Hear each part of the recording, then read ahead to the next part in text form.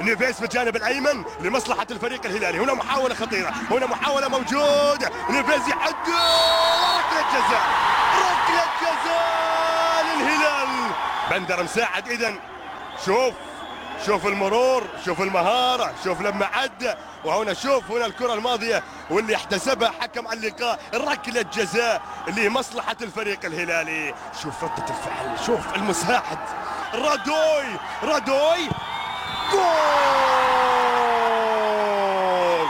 جول هلالي، جول هلالي أول يأتي من ميريل رادوي المقاتل الهلالي والمقاتل الروماني عذرا نجران.